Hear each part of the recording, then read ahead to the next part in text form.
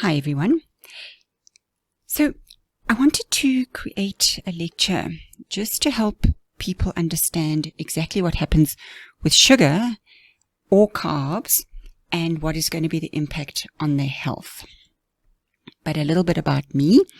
For those of you who don't know me, my name's Julle Allen-Rowland and I'm a practicing podiatrist where I specialize in diabetics actually and arthritic patients, but I'm also a functional medicine practitioner. I have a degree in psychology and communication. I'm certified in health and nutrition, sports science, sports restoration therapy, and my sub-studies include detoxification, energy management, endocrinology, pain, and neurology. Please just read the disclaimer. I would like to just point out that the information that I'm going to give you is not intended to be a substitute for professional medical advice, diagnosis, or treatment. It is for informational purposes only, so please never disregard professional or medical advice and always see your doctor if you have a health problem. So what is it about sugar? Sugar is so delicious.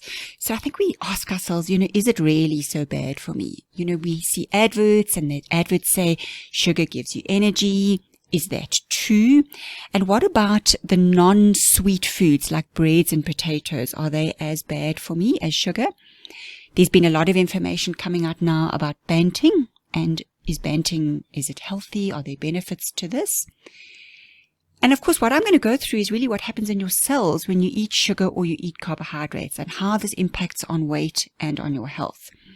And I think it's important to point out or to draw attention to other health concerns that are associated with sugar in your diet.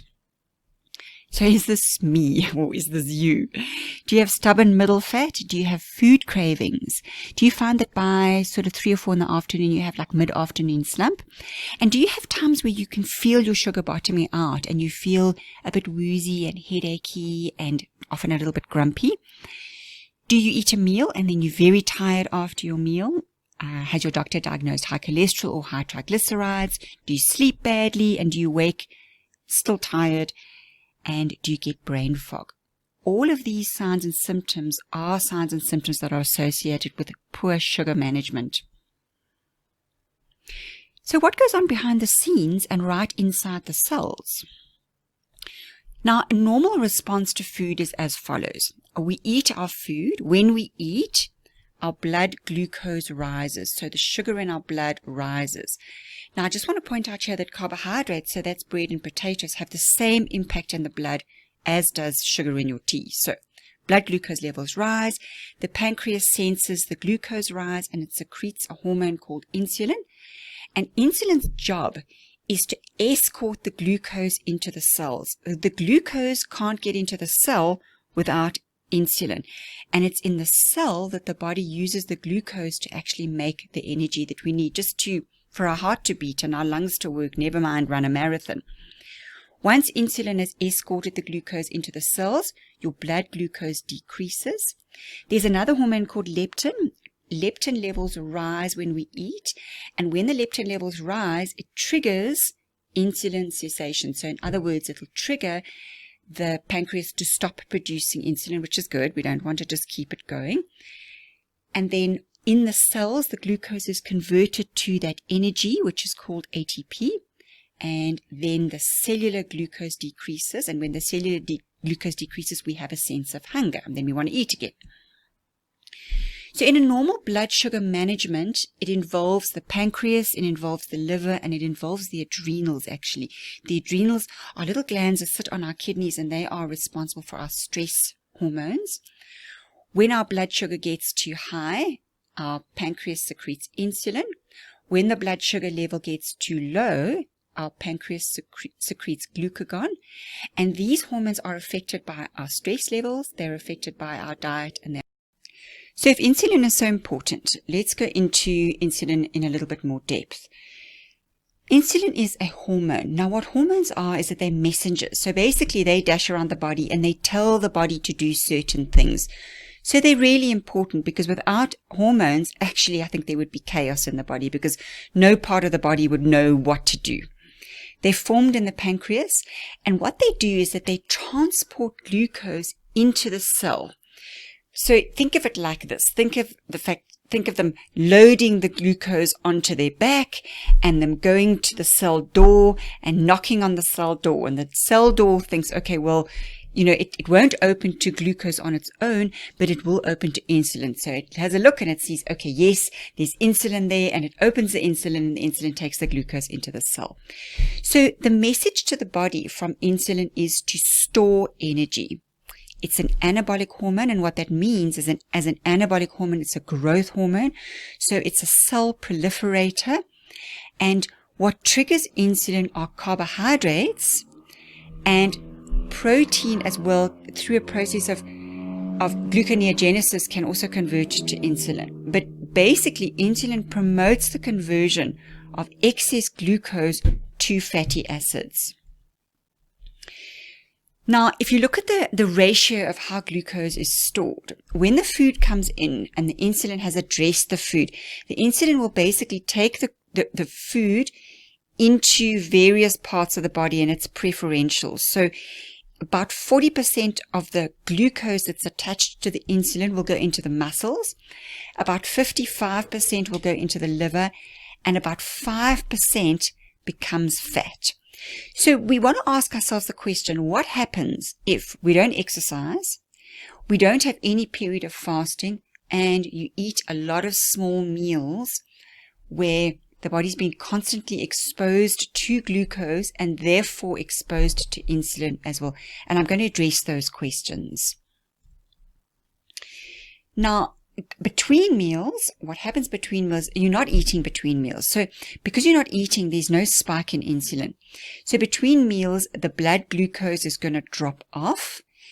The pancreas then doesn't secrete insulin because insulin is secreted in response to glucose in the blood, so sugar or carbohydrate in the blood. Pancreas then secretes another hormone called glucagon, and glucagon's a wonderful hormone because it triggers lipolysis, and lipolysis fat cell breakdown. So if you're carrying weight, you want glucagon because you want the glucagon to trigger the breakdown of the fat cells. So it triggers, I mentioned gluconeogenesis, where it basically triggers the liver glycogen to secrete, and your blood glucose level then rises, because if the liver glycogen is secreted where there was no glucose in the blood, the liver will release a little bit of glucose in the form of glycogen, and now your blood glucose level can rise. Now, if we eat a lot of carbs or sugars or juices, fruit juices or sodas, or we eat all the time, or we do no exercise, or we're very stressed, all of these contribute to a condition called insulin resistance. Now, does it matter? So really what happens with insulin resistance is if the body's constantly exposed to glucose, it's a little bit like when you've got children and they're nagging you, and they're screaming, eventually our ears, we just turn our ears off. The cell works the same way. So if the cell, let me just go back a bit here. So if, for example, we are exposed to a lot of carbs or sugars or juice, or we're eating all the time, the cells are constantly exposed to insulin because with a lot of glucose in the blood, either because we're eating too much or because we're overloading the glucose that's coming in, our body's producing insulin all the time. And eventually what happens is that the cells just switch off. The attitude is, enough insulin now, thank you very much. I've got enough, and their sensitivity to insulin decreases. And this is what's called insulin resistance.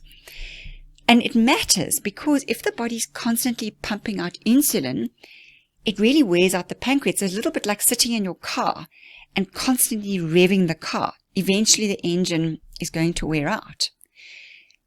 And what's interesting is that insulin resistance might take 15 to 20 years where you are insulin resistant before it converts to diabetes.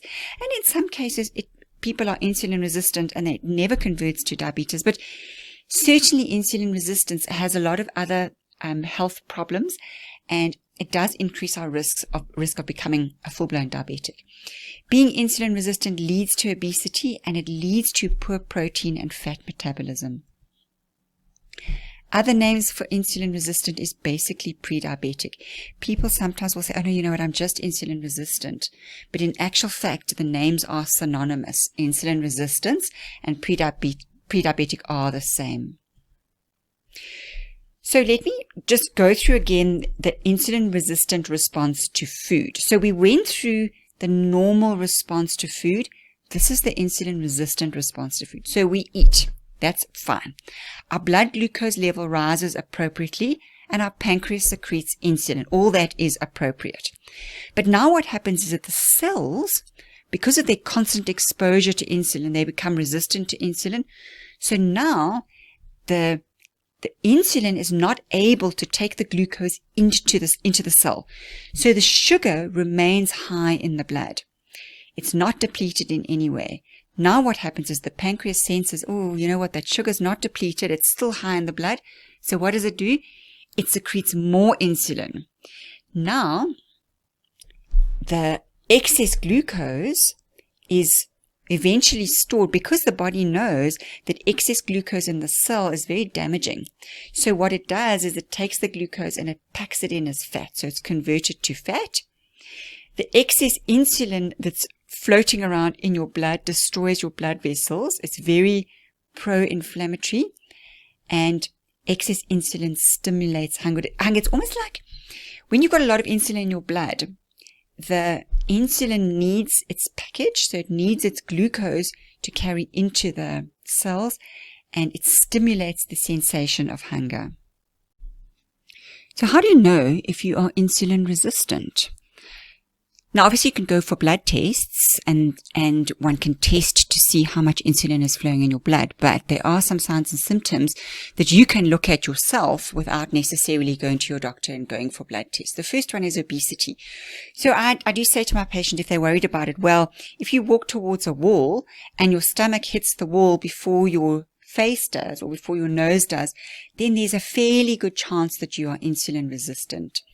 If you've got a high ratio of middle fat to hip fat, in other words, your middle fat is bigger than your hips. If you tend to have low blood sugar, in other words, you tend to have times where if you don't eat, you actually feel quite weak and headachy. That's called hypoglycemia, when your blood sugar drops out. If you have metabolic syndrome, so if your doctor has diagnosed metabolic syndrome, you will be insulin resistant within that symptomology of metabolic syndrome. If you are hypertensive, if you have high blood pressure, because what insulin does, so what excessive insulin does, is it causes the kidneys to retain salt, and the high salt increases your blood pressure. If your cholesterol levels, your ratios are high, and your triglycerides are high, in other words, that's the fat in the cells, if that's high. If you have polycystic ovarian syndrome, PCOS, if you've been diagnosed with that, there's a very good chance that you are insulin resistant. And if you have cardiovascular disease.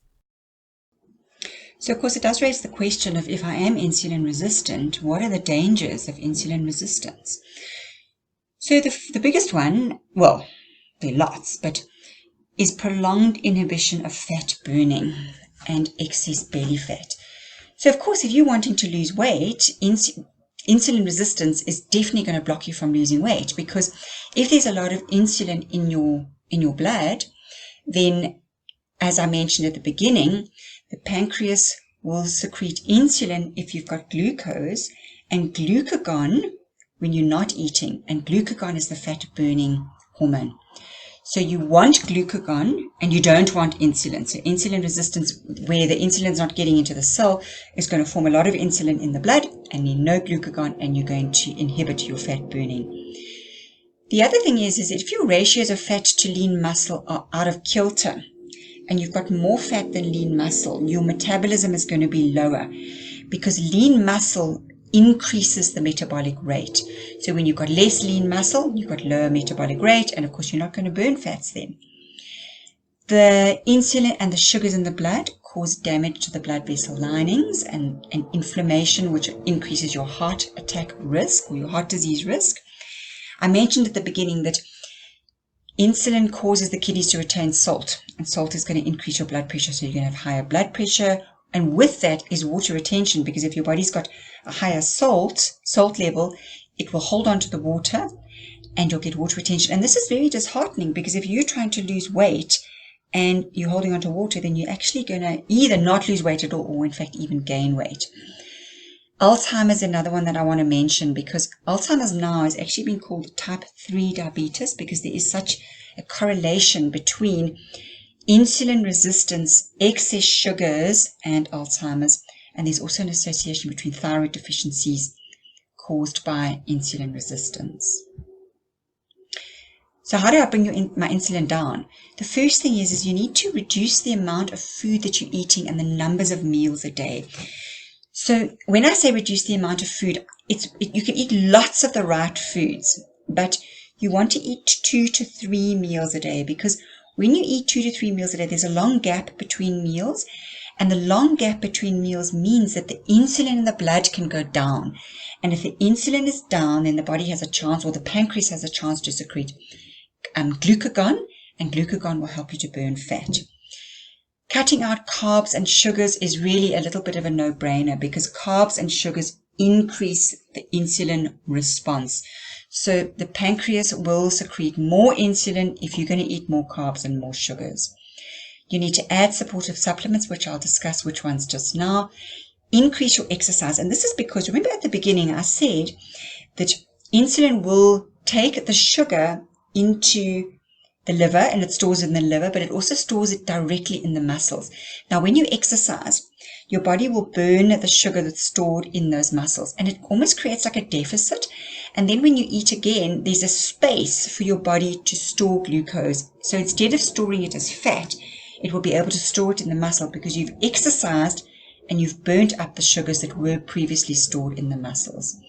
Managing stress is another very, very important one to help bring down your insulin resistant response. If you increase your fiber blunts the insulin spike. So when you add foods that are very high in fiber, lots of veggies that are high in, so your cruciferous vegetables and your salads that are high in fiber, the body, even though they are classified as carbohydrates, they don't spike insulin. But you do want to decrease the carbohydrates, like the starches and the sugars, that do increase the insulin response. The specific supplements, magnesium, chromium, biotin, and alpha-lipoic acid, they all help to resensitize the cells to insulin. So remember, insulin resistant, your cells are not sensitive to insulin. And with magnesium and chromium, think about this as an analogy. Think about the Starship Enterprise. So you've got the main starship, and then it's got all these docking stations where the small little ships that go out to investigate space, when they come back, they can actually dock at the docking station. Your cell is like this. So imagine your cells like the Starship Enterprise, and the receptors on the surface of the cell, the insulin receptors, are like the docking stations. Magnesium and chromium keep those insulin receptor docking stations in good nick, let me put it that way, so that when insulin comes to dock on the docking station, there's a good fit. So I want to just cover sugar stats. Now, the average teenager consumes approximately 2 canned fizzy drinks per day. Now, I have patients who will drink 2 liters of Coca-Cola a day, but let's just stick with 2 canned fizzy drinks per day. Now, if you compare that to what our ancestors consumed, they consumed around 20 teaspoons per year. So the contrast is quite profound. And if you go back to my original mention of children as young as 8 years old being diagnosed with type 2 diabetes, one can see why, because even though younger children, sometimes the canned fizzy drinks are restricted, fruit juice is not. And the amount of sugar in fruit juice is actually equivalent to the amount of sugar in canned fizzy drinks. Now, I'm sorry, this is not a brilliant slide. It's not very clear, but it does give you an idea when you look at the cans, the cool drinks, of the number of teaspoons of sugar in each can. And you can see, when you add it up, 2 cans, you're looking at maybe 16 teaspoons of sugar over 2 cans. Now, we would never in a million years go to a restaurant with our child and allow our child to eat 16 of those little packets of sugar that usually come on the table when we're at the restaurant. We would never allow that, and yet we have no problem at all sitting at that same meal and allowing our children to have 2 cans of cool drink while we have our 2 glasses of wine. It seems unreasonable to not allow them to have 2 cans of cool drink. But in actual fact, if you look at the amount of sugar we're allowing them, the effect on their system and the effect on their insulin is going to be profound. And if we're starting off at a young age and we're building up this, I suppose, the liking for sugar, or the addiction for sugar, you can see that starting them off young on allowing them any cool drinks at all is going to be very detrimental as they get older. Now, if you look at the combined intake of sugar, if we're just looking at spoons of sugar, so let's count the cool drinks, but average spoons of sugar per day are between 14 and 18. This doesn't count what's in breakfast cereal. Now, if you buy muesli, 1 serving of muesli that we consider to be healthy has got about 4 teaspoons of sugar in it. And then you add to that a little fruit yogurt that in itself has got about 3 to 4 teaspoons of sugar in. And for breakfast, we or our child is having 8 teaspoons of sugar just for breakfast. And then, of course, there's the little sweeties and the chocolates and the nibbles and the biscuits that we have throughout the day.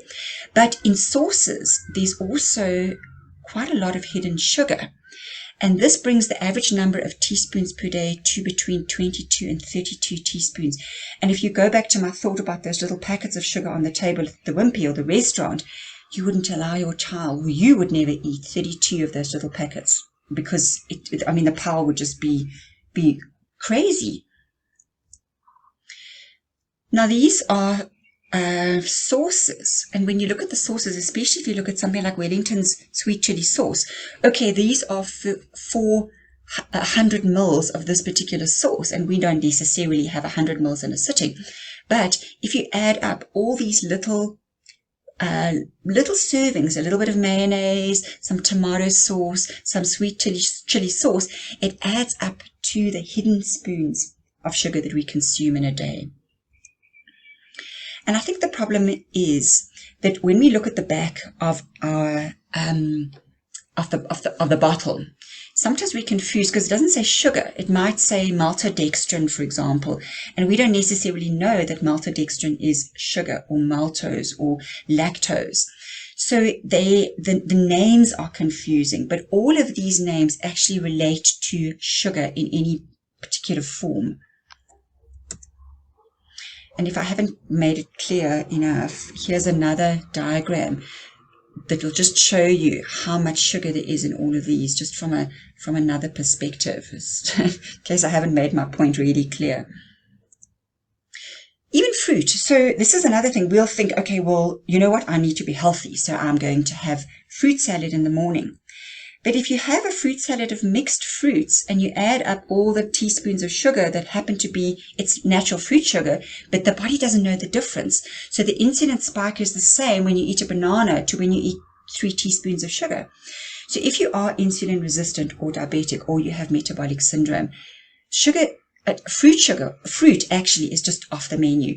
Rather get your antioxidants, which of course fruits do have a lot of antioxidants, but rather get your antioxidants from your colorful veggies rather than fruits. Children can generally deal with the sugar in fruit because, of course, children are more active and they haven't developed the insulin resistance that we might have as adults. But limiting fruit is a good idea. The other dangers of sugar. So sugar coats the lining of the cell. So it coats the cell membrane. And when you go to your doc and your doc measures your HbA1c, this is what he's measuring, is the amount of sugar that's sitting on the lining, the membrane of the cell. And you want your figures to be between 4.5 and 5. So ask your doctor what the figure is. Sometimes he'll say, no, it's absolutely fine. It's coming in and measuring 5.5, where, to give you an idea of the margin, 6 is pre-diabetic. So if you are 5.5, you are not far away from 6. So ask him for that number. And you want to get that number down to below 5 if possible. The other thing is sugar suppresses the immune system. And the suggested sort of time frame is that a teaspoon of sugar will suppress the immune system for up to 6 hours. Now, when you're looking at the world status at the moment with COVID, this is not what you want to do. You want to keep your immune system as we're basically on high alert. So cutting out sugar is, of course, going to benefit that. Cancer is what we call an obligate sugar metabolizer. In other words, cancer will metabolize sugar over a healthy cell. And this is because on the cell membrane, cancer cells have got lots of insulin receptors. And of course, if you've got lots of insulin receptors, any insulin that's in your blood carrying the sugar is going to be sucked in more by a cell that has a lot of insulin receptors on it. So if you are diagnosed with cancer, you need to stay away from sugar. It's a little bit like throwing gasoline on a fire. Sugar also feeds candida, and this tongue is a revolting example of a candida infection.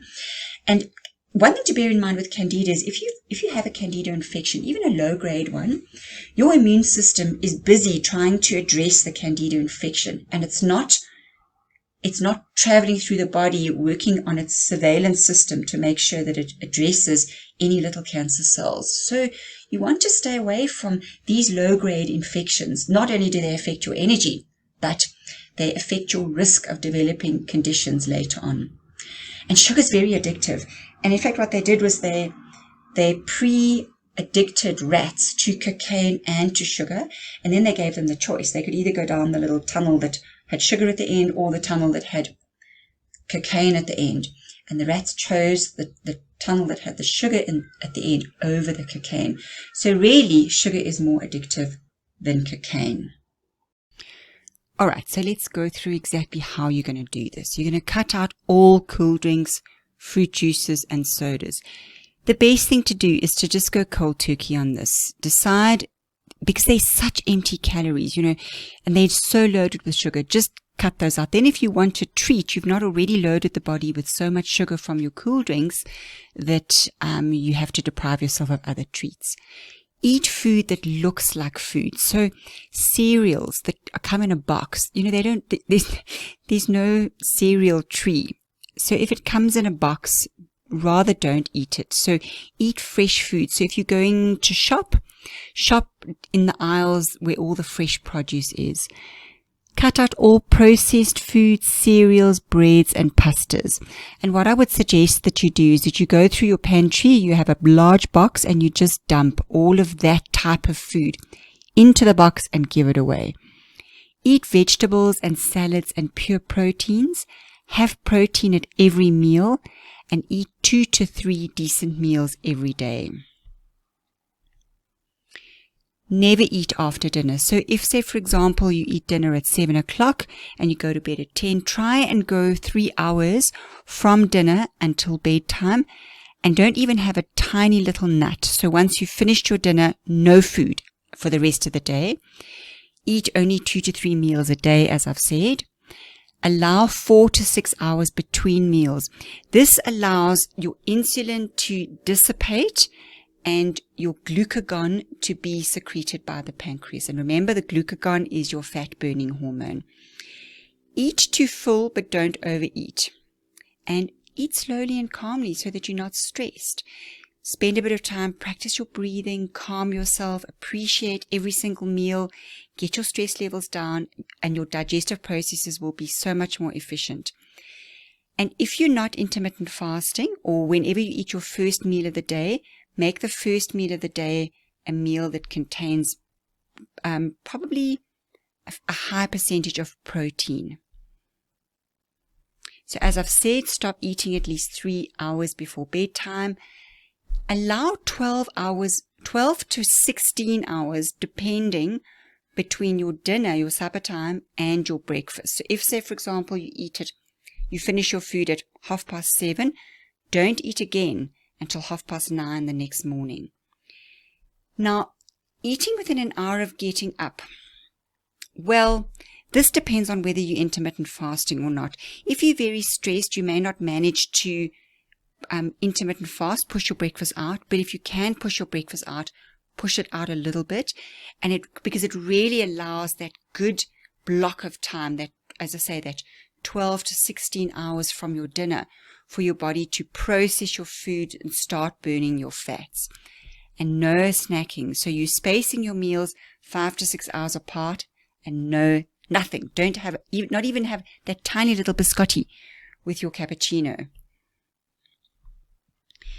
To sleep, try and be in bed by 11 p.m. and try to get 8 hours of sleep most nights. Start cooling the intensity of your activity a few hours before bedtime. Turn off the TV, because the blue light from the TV or your phone or gadgets blocks the melatonin, so you don't get tired. Dim your lights, move away from your computer. If you must work on your computer, get yellow tinted glasses and put the yellow tinted glasses on to block the blue light so it doesn't block the melatonin. Have a warm bath, listen to soft music, and try herbs like valerian if you struggle to sleep. Now, I just want to address the stress response. When you're stressed, your body doesn't know whether or not it needs to run away, so it's the fight or turn around and fight. It's the fight or flight response. As soon as your body's under stress, your body will release cortisol and adrenaline. And this is the trigger for the fight or flight response. And the body's very smart, so it doesn't know. So if, say, for example, you need to deal with a stress, so let's say you're being attacked by a rabid dog and you need to run away, what will happen is that the cortisol will pull the glucose from the liver and from the muscles, so that it dumps it in the blood, so you've got energy if you need to run away or if you need to fight. But the problem is if you have chronic stress and you're always dealing with these stress response, maybe driving or traffic jams or a boss that is really a problem, throughout the day, your body's dumping cortisol and adrenaline into the system. And it's pulling sugars from the stored muscles in the liver. So effectively, even without the pleasure of putting food in your mouth, you are eating every single time the body pulls the sugar from those stored areas.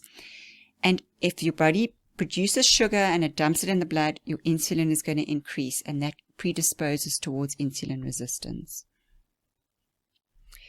So thanks for listening. I hope it was useful for you. If you have any questions, please feel free to contact me. You can email me on health@livetoa100.co.za, or you can go and have a look at my website and contact me, and I'd love to hear from you.